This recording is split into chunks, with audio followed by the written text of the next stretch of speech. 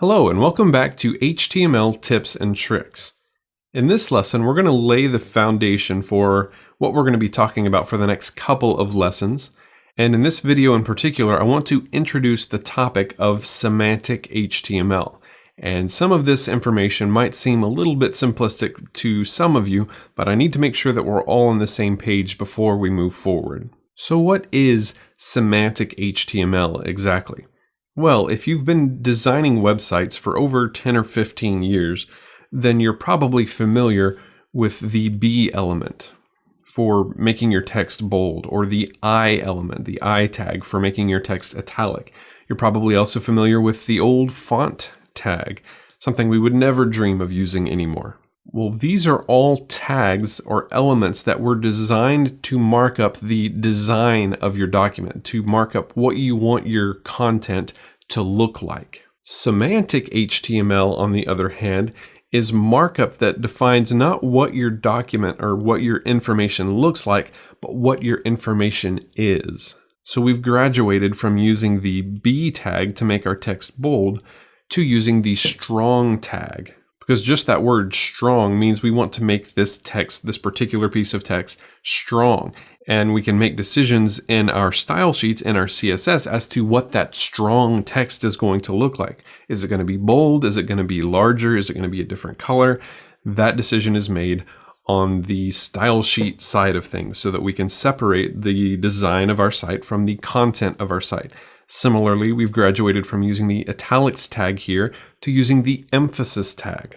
Because again, the italics tag is defining a kind of a typeface. It's defining what we want our text to look like. Whereas the emphasis tag does just what it sounds like. It gives emphasis to a particular piece of text.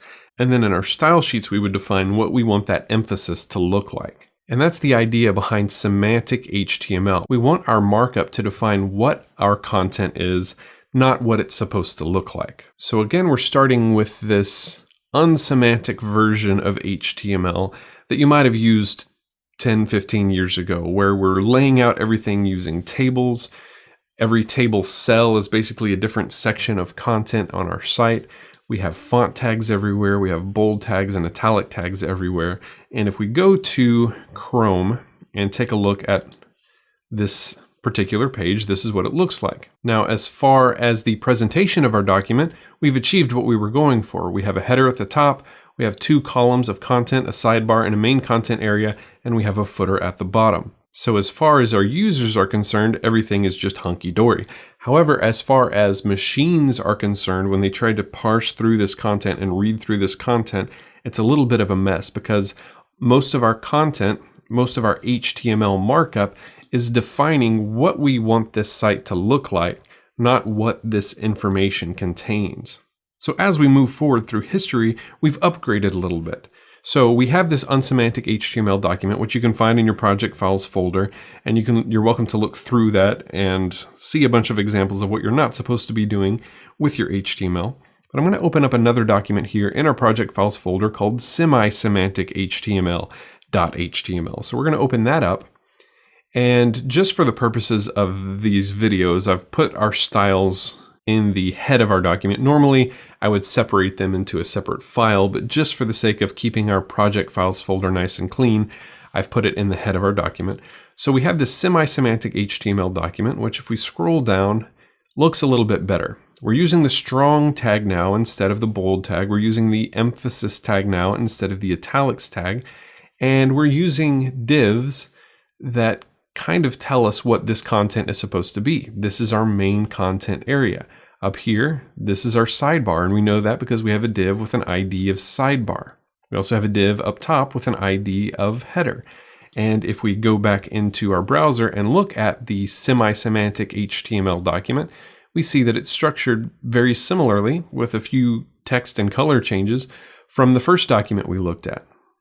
So again, as far as the user is concerned, everything's fine.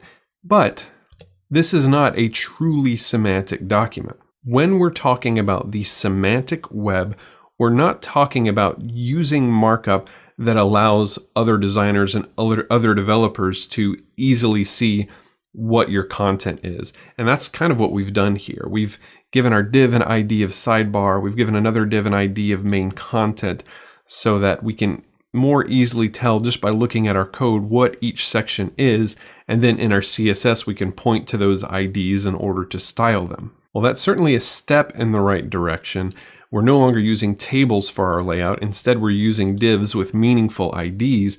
However, those IDs are only meaningful to your CSS file and to any developers or designers who might be looking at your code. These IDs or any classes that you use in your elements mean absolutely nothing when it comes to machines parsing through your HTML to see what kind of content you're using. And that's where HTML5 is taking a huge leap forward. We now have more semantic elements that allow us to mark up our code in a more semantic way.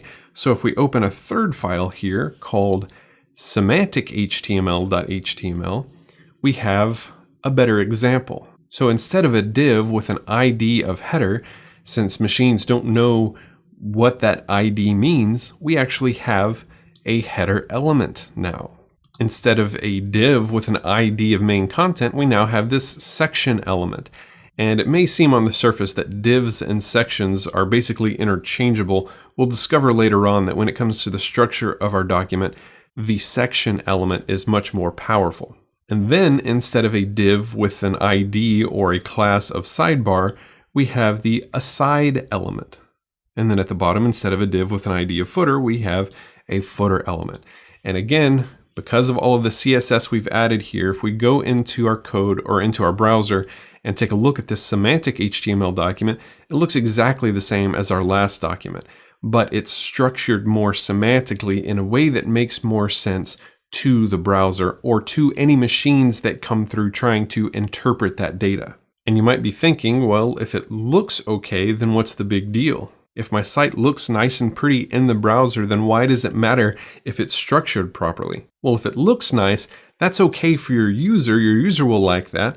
But if the structure isn't there, if your content isn't marked up semantically, then web crawlers and search engines are going to have a problem parsing your code and deciding how to rank your content in search engines. So your content needs to be well structured and marked up in a semantic way so that not only people can read your code better, but so that machines can read your code. Now, marking up your content semantically does more than just make your content more visible or make it make more sense to search engines. It also makes your content more useful. For example, a really good example of a semantic element would be the address element. So if you put some text inside an address element, your browsers and anything that's crawling your information is going to assume that that's some kind of contact information. And if your iPhone browser, for example, sees that address element, then it's going to make it very easy for you to click on that address in order to take you to a map which tells you where that address is located.